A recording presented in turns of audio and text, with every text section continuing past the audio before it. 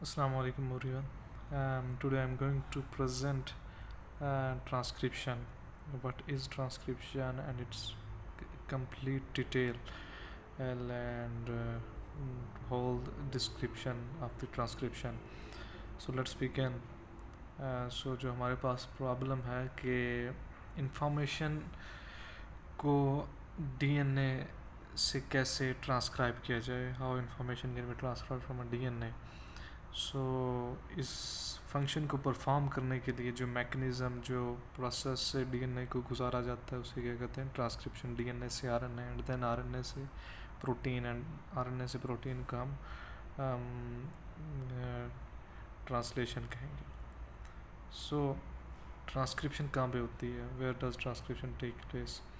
Eukaryotes, all of you know, transcription in eukaryotes occur in nucleus. Nucleus is the main area जहाँ पे transcription होती है. In eukaryotes और prokaryotes में in cytoplasm कोई उस तरह से न्यूक्लियस तो प्रेजेंट नहीं होता प्रोकैरियोट्स में, so that's why it occurrence in cytoplasm. Then transcription को अगर हम डिफाइन करें तो is the mechanism by which a template strand of DNA is utilised by specific RNA polymerase to generate one of the 3 different types of RNA. ये एक complete detailed definition है. I think इसमें transcription completely cover हो रही है कि ऐसा mechanism जिसमें हम डीएनए स्ट्रैंड को एज ए टेम्पलेट यूज़ करते हैं और आरएनए पॉलीमरेज फिर उस टेम्पलेट से 3 different type of RNA generate करता है. That is tRNA, rRNA and mRNA. So diagram, below diagram you can watch how this transcription occur. So इसे हम आगे नेक्स्ट स्लाइड में डिटेल में डिस्कस करते हैं. So move on to next slide. So basic structure of gene. Gene जिन्हें नहीं पता उनके लिए मैं डिफाइन कर दूँ. Gene is the sequence of a nucleotide which is copied into protein. ठीक है, कोडिंग सीक्वेंस ऑफ न्यूक्लियोटाइड भी आप इसे कह सकते हैं. डिफरेंट डेफिनेशन है. So here the structure of gene अगर आपने देखनी है तो हमने इसे डिफरेंट पार्ट्स में डिवाइड किया. हमारे पास कंट्रोल फ्लैंकिंग रीजन है सबसे पहले, फिर exon and intron and then flanking region. Flanking regions इनका काम बेसिकली रेगुलेशन में है. जीन की ट्रांसक्रिप्शन जो हो रही होती है उसे रेगुलेट करते हैं दीज एज फ्लैंकिंग रीजन. सो अगर हम फ्लैंकिंग रीजन को एक और नाम दें तो वो होगा regulatory regions. And exon and intron जो है इसे हम आगे फर्दर डिवाइड करते हैं तो जो होगा हमारे पास एक्सॉनिक रीजन उसे हम कहेंगे कोडिंग रीजन. ओके, और इंट्रॉनिक को नॉन कोडिंग रीजन. सो इनिशिएशन को डान है इसमें हमारे पास ट्रांसक्रिप्शन इनिशिएशन है, फिर स्टॉप को डान है और पोली ए एडिशन साइट है. और यहाँ पे स्ट्रक्चर में आप देख सकते हैं कि हमारे पास ओपरान है. ओपरान का concept basically operon complete structure of gene जिसमें आ जाए, जिसमें वही इंट्रॉनिक एक्सॉनिक सीक्वेंस भी हो, आपके पास प्रोमोटर हो, ऑपरेटर हो, सारे सीक्वेंस को हम ओपरान कहते हैं. रेगुलेटरी सीक्वेंस भी हो और कोडिंग सीक्वेंस भी हो उसे हम ओपरान कहते हैं. और हमारे पास कंट्रोल साइड होती है जीन की, promoter and operator. This are like switch. Promoter is a switch, जो टर्न ऑन होगा तो ही जीन ट्रांसक्राइब्ड होगा, अदरवाइज नहीं होगा. इसी तरह ऑपरेटर है. ऑपरेटर तब काम करेगा जब प्रोमोटर टर्न ऑन होगा. सही है.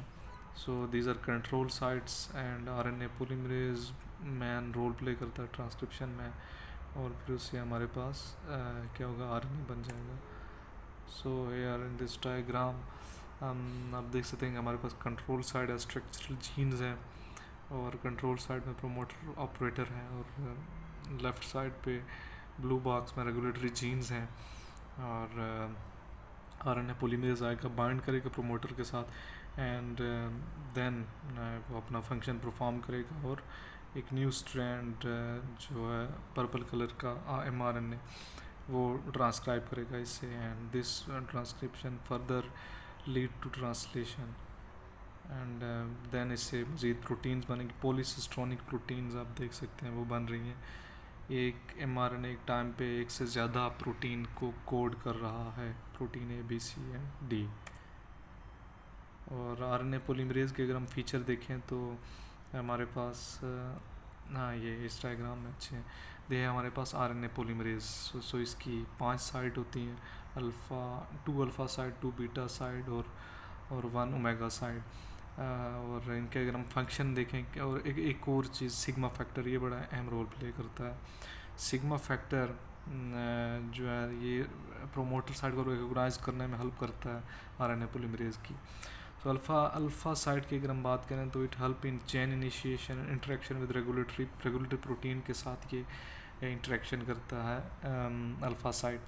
और देन हम बात करें उसकी जो बीटा साइड है इसकी RNA पॉलीमरेज की, तो beta side act as a template for DNA binding. जो बीटा प्राइम है, beta prime act as a template for DNA binding, and only beta जो है वो 5 to 3 RNA पॉलीमरेज एक्टिविटी को परफॉर्म करता है।